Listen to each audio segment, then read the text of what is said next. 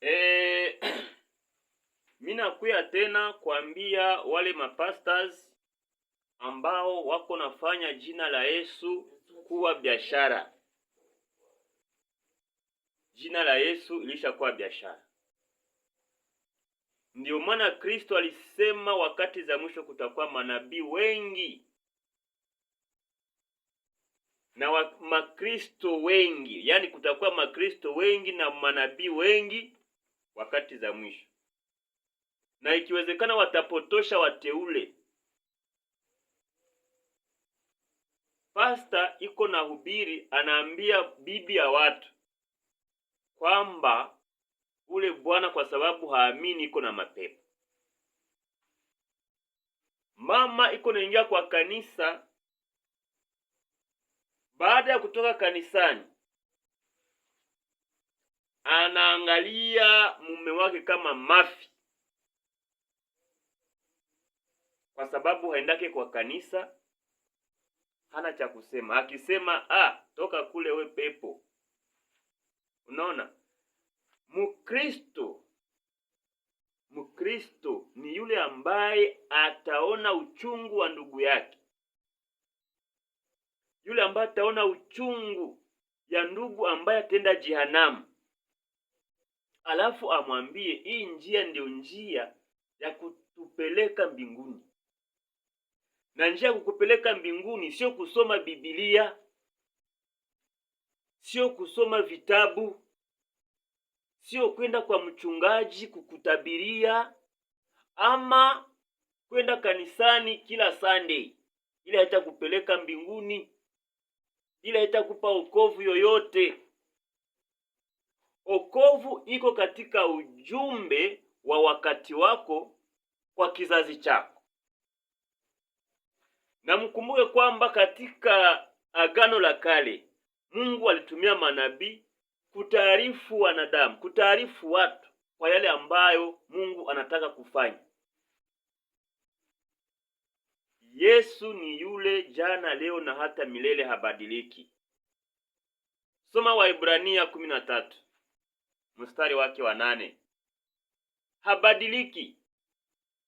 Kama alitumia manabii wakati Agano la Kale, na leo bado anatumia manabii, anaendelea hiyo mtindo wa kutumia manabii.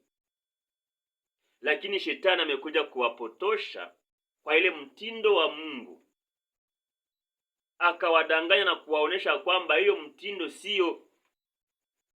Tufate Biblia, tusome nabii fulani, Yesu Kristo ndio nabii. Ndugu yangu, hapo uko katika njia ya kwenda jehanamu. Mimi nimesema tena, kama niko naongea hivi ni kwa neema. Nimejua ukweli, ndio maana nataka na wewe ile ukweli yenye niko nayo uipate. Tuongozane katika njia nyembamba ambayo ni ya uzima wa milele. Njia nyembamba waingiao ni wachache, na hii njia ndiyo Yesu Kristo. Na kumjua Kristo ni lazima utambue huyu nabii ambaye Kristo ametuma kwako, kwa kizazi chako. Kama Musa alikuwa ile wakati na Waisraeli, ilikuwa ni wakati ya Musa. Kama Yeremia alikuwa ile wakati, ilikuwa ni wakati ya Yeremia. Yesu Kristo kama alikuwa hapa duniani ile wakati, ilikuwa ile wakati, ilikuwa ni wakati ya Yesu Kristo. Na kila nabii anakuja na ujumbe wake ambao amepewa. Kwa hivyo leo tuko na ujumbe ambao umepewa na nabii ambaye ni Kaku Filipe. Kaku Filipe amekuja kama manabii wengine wenye wako mBiblia.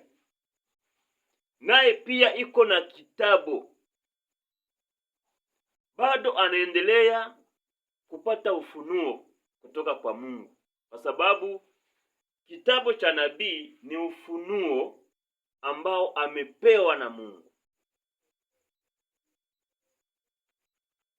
Ndugu yangu, pasta,